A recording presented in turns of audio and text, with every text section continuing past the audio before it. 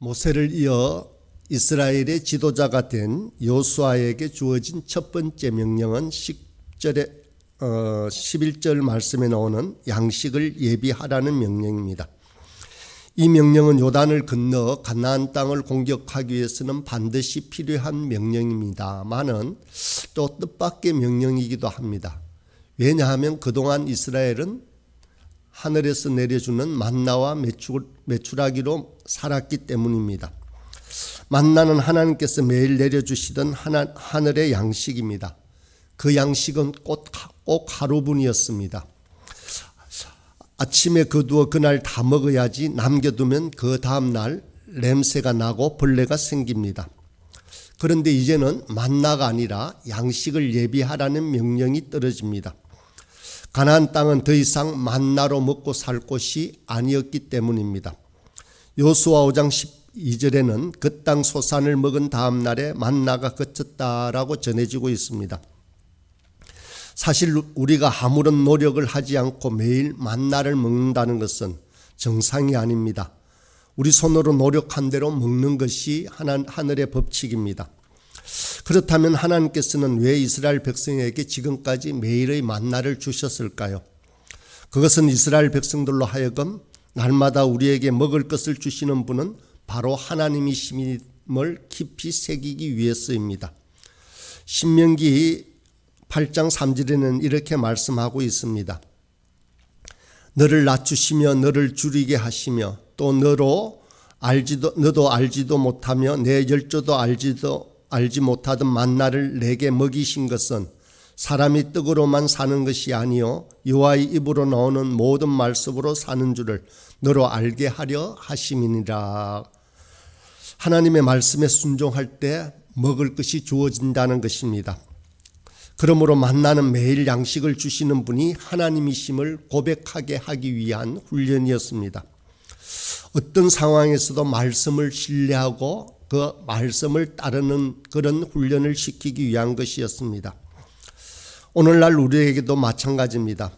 하나님은 우리 인생에 기적을 일으키시고 정말 막다른 상황에서 일용할 양식으로 먹이시는 은혜를 베풀어 주시는 것을 잘 알고 있습니다. 그렇다고 해서 매일 기적만 바라고 있어서는 안 됩니다. 어쩌면 그것은 허황된 삶일지도 모릅니다.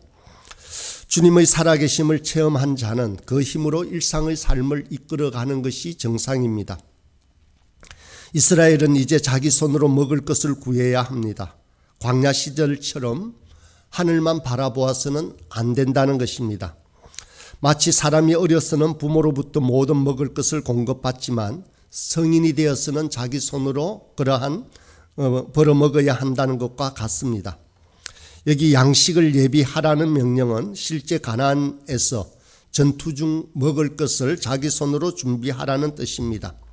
이제는 보다 주체적이고 어른답게 싸움에 임해라 하는 명령이기도 합니다. 하나님으로부터 양식을 공급받는 것도 은혜지만 더 큰 은혜는 바로 이같이 양식을 스스로 준비하는 은혜입니다. 또 양식을 스스로 준비하는 은혜보다도 더 큰 은혜는 자기 손으로 다른 사람의 양식까지 예비하는 은혜입니다. 예수님께서는 광야에서 오병이어로 5,000명을 먹이시는 기적을 베푸셨습니다. 그 기적을 베푸시기 이전에 주님은 제자들을 향해서 너희가 먹을 것을 주라라고 명령을 하십니다. 이 명령은 제자들이 어떠한 삶을 살아야 하는지를 잘 말해주고 있습니다. 제자는 자기 양식뿐만 아니라 다른 사람의 양식까지 준비하는 사람들입니다. 이제 두 번째로 한 명령은 르우벤 지파, 갓 지파, 므낫세 절반 지파를 부른 것입니다.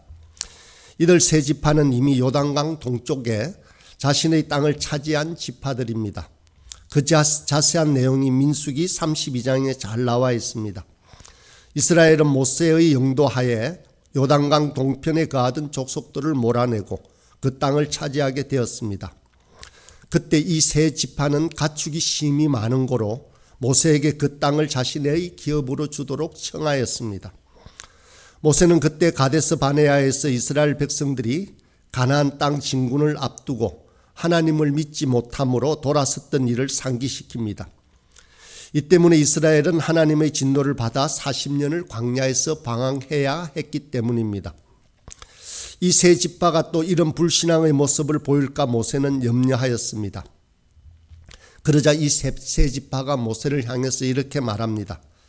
자신들에게 요단 동편의 땅이 주어진다면 장차 요단강을 건너 가나안 정복 전쟁을 할 때 자신들이 가장 앞장서서 싸우겠다라고 다짐을 합니다. 여호수아는 이 약속을 기억하고 이 세 지파를 불러서 14절 말씀해 보면 너희 용사들은 무장하고 너희의 형제보다 앞서 건너가라라고 명령합니다. 우리는 요단강을 건너기도 전에 기업을 받게 된 세 지파를 보면서 몇 가지 영적인 교훈을 얻을 수 있습니다. 그 첫 번째 교훈은 우리에게는 항상 더 좋은 약속이 앞에 있다라는 사실을 잊지 않아야 한다는 것입니다. 더 좋은 것은 요단강 건너편에 있습니다. 르우벤, 갓, 므낫세 지파가 요단강을 건너기도 전에 받게 된 땅도 분명 하나님의 축복이 맞습니다. 그렇지만 그보다 더한 축복은 요단강 건너편 가나안 땅에 있다는 것을 잊지 말아야 한다는 것입니다. 이곳이 바로 하나님께서 약속하신 축복의 땅입니다. 주님의 성전이 세워질 곳이고 이스라엘의 중심이 될 곳입니다. 그 어떠한 경우에라도 가나안 땅을 포기해서는 안 된다는 것입니다. 우리에게 있어 천국도 마찬가지입니다. 하나님은 우리가 이 땅에 살아갈 동안 넉넉한 것으로 채우시고 주십니다.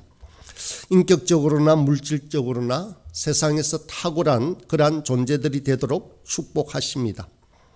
그러나 그 축복은 우리가 장차 받게 될 천국의 축복과는 비교가 되지도 않습니다.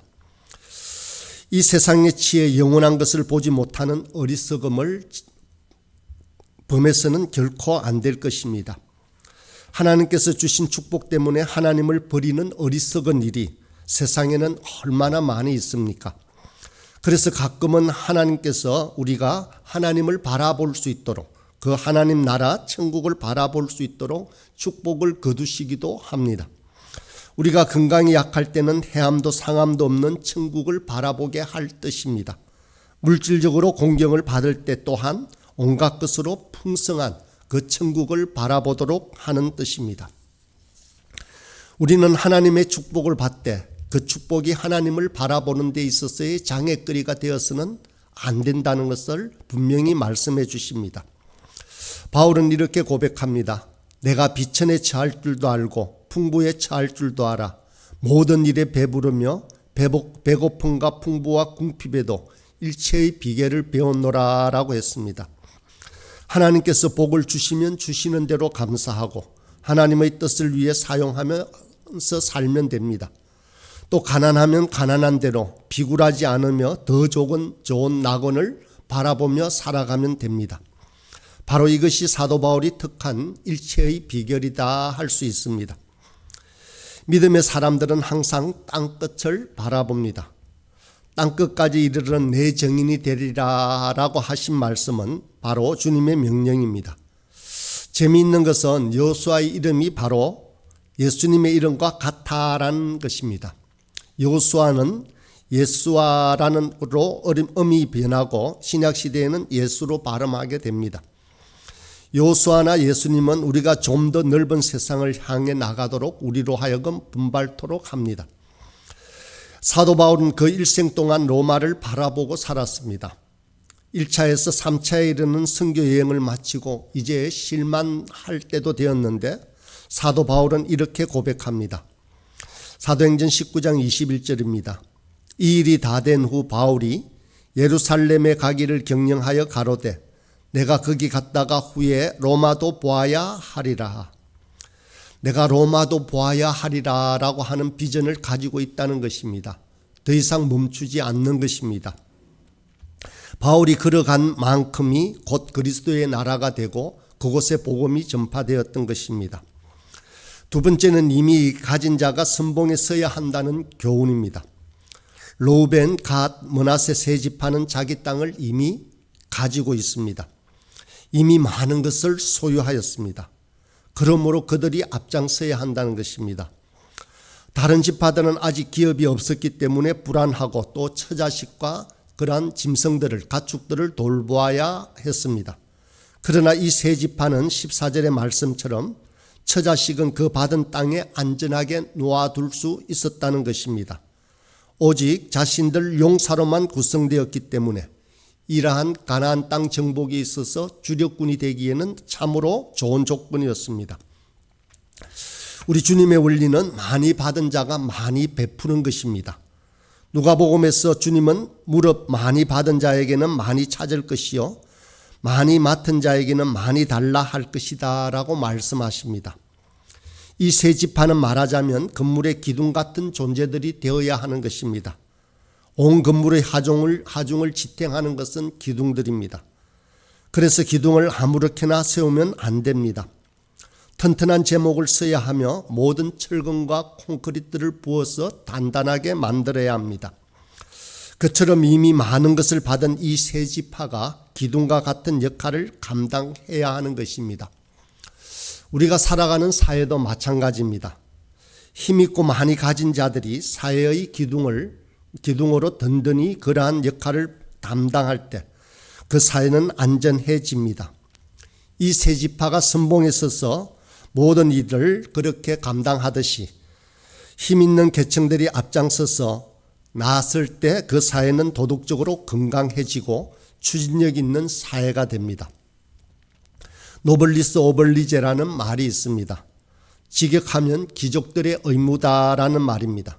많이 가진 만큼 높은 자리에 있는 만큼 희생과 의무를 더 많이 해야 한다는 뜻입니다. 도덕적 의식과 공공의식이 뛰어나야 한다는 뜻이기도 합니다. 그래야 존경받는 부자요 상류층이 될 수 있다는 것입니다. 그래서 실제적으로 그러하게 서양의 사회는 그렇게 살았습니다. 옛날 로마 시대에는 전쟁이 일어나면 귀족들이 더 많은 세금을 내었고 실제로 희생도 상류층과 그 자녀들이 더 많이 했습니다. 1차 대전과 2차 세계대전에서 영국의 고위층 자제들이 다니던 휘튼 칼리지라는 곳에서는 그 대학의 출신 중 2,000여 명이 전사를 했습니다. 포크텔랜드 전쟁에서는 영국 여왕의 둘째 아들 앤드루가 전투 헬기 조종사로 참전했다는 것은 우리가 기사로도 잘 알고 있습니다. 6.25 한국 전쟁 때에도 미국 장성의 아들이 142명이나 참전해서 35명이 목숨을 잃거나 부상을 당했다는 기록이 있습니다. 미국 100대 부자들이 상속세 인하 반대 운동을 전개하고 빌 게이츠나 워렌 버핏과 같은 세계적인 부자들이 자기 전 재산을 사회에 헌납하는 것은 이런 노블레스 오블리제의 정신을 실현하고 있기 때문입니다. 많이 가진 자가 이런 건진한 정신을 가지고 있을 때 사회가 불안하지 않으며 안전하며 도덕적으로 더욱더 건강해진다 할 수 있습니다. 오늘 우리 한국 사회의 문제는 더 많이 가진 자들이 사회를 위한 이러한 희생을 감당하지 않는다는 데 있습니다. 그 누구보다 앞장서서 자기 자식들을 군대에 보내지 않습니다. 약삭빠르게 세금이나 법망을 빠져나가기도 합니다. 부동산 투기를 통해서 많은 이득을 봅니다. 그러면서도 국가가 주는 혜택은 다 받아 누리려고 합니다. 그러면 사회가 건강하지 못하고 자꾸 불만만 쌓여가는 사회가 되고 맙니다. 오늘 한국 사회의 모든 문제는 이미 많이 가진 분들이 솔선해서 고통을 분담하려는 자세를 취하지 않고 있다는 것입니다. 만약에 이것이 이루어진다면 모든 문제의 해결이 이루어질 것입니다. 현재 우리 한국 사회에 절실히 필요한 것은 이미 많은 것을 가진 자가 먼저 베풀려고 하는 삶의 자세라는 것입니다. 요수아는 이미 많은 것을 가진 세 지파로 하여금 먼저 선봉에 서게 함으로써 12지파의 공동체성을 유지하려고 했습니다. 또 그렇게 함으로써 전투도 더욱더 효율적으로 되게 만들었습니다. 여호수아의 명령에 대해서 이 세 지파는 16절과 17절에 보면 이렇게 말을 하고 대답합니다. 당신이 우리에게 명하신 것은 우리가 다 행할 것이요 당신이 우리를 보내시는 곳에는 우리가 가리이다. 우리는 범사의 모세를 청종한 것 같이 당신을 청종하겠습니다. 라고 그렇게 순종합니다. 여기서는 우리 여호수아의 리더십이 서는 장면을 볼 수 있습니다. 리더십이 서기 위해서는 그 명령이 합리적이어야 합니다. 위에 살펴본 대로 여호수아의 명령은 합리적입니다. 또 지도자는 비전을 제시할 수 있어야 사람들이 따르는 것입니다. 여호수아는 그러한 비전들을 백성들에게 주었습니다. 11절입니다. 3일 안에 너희가 이 요단을 건너 너희 하나님 여호와께서 너희에게 주사 얻게 하시는 땅을 얻기 위하여 들어갈 것이다 라고 했습니다. 그러나 이런 리더십 외에, 비전 외에 가장 중요한 것은 바로 하나님과 함께 하심입니다. 이 세 지파는 여호수아에게 이렇게 기원합니다. 17절입니다. 우리는 범사의 모세에게 순종한 것 같이 당신에게 순종하려니와 오직 당신의 하나님 여호와께서 모세와 함께 계시던 것 같이 당신과 함께 계시기를 원하나이다. 권세를 주시는 분은 하나님이십니다. 모세가 위대했던 것은 하나님이 모세를 높여주셨기 때문입니다. 모세와의 대면하여서 말씀하셨고 모세를 통해 기적을 베푸셨고 모세의 기도를 들어주셨고 모세의 손으로 말씀을 주셨습니다. 지도자의 리더십을 결정하는 것은 우리가 하나님과 얼마만큼 가까이 있느냐는 데 있습니다. 하나님께 나아가 많이 엎드리는 사람이 바로 하나님의 측근이라고 할 수 있습니다. 하나님께서는 마음을 강하게 하고 담대히 하라는 말씀을 여러 번 합니다. 1장에서만 무려 4번이나 반복하고 있습니다. 바로 그 까닭은 여호수아가 그만큼 하나님께 간절히 엎드렸기 때문입니다. 자신의 연약함을 고백하며 하나님의 도우심을 바랐을 때 하나님께서는 마음을 강하게 하고 담대히 하라는 말로 거듭거듭 위로하고 있습니다. 하나님께서 여호수아와 함께 하시자 권위가 생겼고 세 지파를 비롯하여 모든 이스라엘 백성은 그 말에 절대 순종하였습니다. 모세를 높이시고 여호수아를 존엄하게 하셨던 하나님께서는 이제 우리를 높이고 우리를 존엄하게 만드시기를 원하십니다. 이 아침 하나님께서 저와 여러분과 함께 하심으로 우리의 말에도 여호수아처럼 권세가 있고 승리하는 인생들이 되길 간절히 소망합니다.